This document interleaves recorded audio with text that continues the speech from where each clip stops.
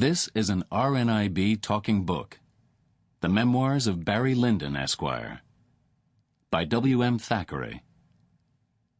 The Memoirs of Barry Lyndon, Esquire, of the Kingdom of Ireland, containing an account of his extraordinary adventures, misfortunes, his sufferings in the service of his late Prussian Majesty, his visits to many of the courts of Europe, his marriage and splendid establishments in England and Ireland, and the many cruel persecutions, conspiracies, and slanders of which he has been a victim. Chapter 1. My pedigree and family undergo the influence of the tender passion. Since the days of Adam, there has hardly been a mischief done in this world but a woman has been at the bottom of it. Ever since ours was a family, and that must be very near Adam's time, so old, noble, and illustrious are the Barrys, as everybody knows, women have played a mighty part with the destinies of our race.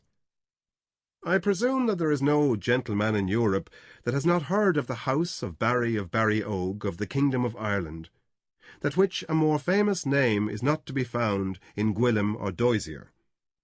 And though, as a man of the world, I have learnt to despise heartily the claims of some pretenders to high birth, who have no more genealogy than the lackey who cleans my boots, and though I laugh to utter scorn the boasting of many of my countrymen, who are all descended from the kings of Ireland, and talk of a domain no bigger than would feed a pig as if it were a principality, yet truth compels me to assert that my family was the noblest of the island, and perhaps of the universal world, while their possessions, now insignificant, and torn from us by war, by treachery, by the loss of time, by ancestral extravagance, by adhesion to the old faith and monarch, were formerly prodigious, and embraced many counties at a time when Ireland was vastly more prosperous than now. I would assume the Irish crown over my coat of arms, but that there are so many silly pretenders to that distinction who bear it and render it common. Who knows, but for the fault of a woman, I might have been wearing it now. You start with incredulity. I say, why not? Had there been a gallant chief to lead my countrymen, instead of pulling knaves who bent the knee to King Richard II, they might have been freemen.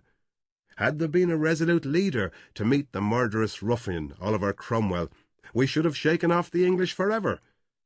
But there was no Barry in the field against the usurper. On the contrary, my ancestor, Simon de Barry, came over with the first-named monarch, and married the... Sample complete.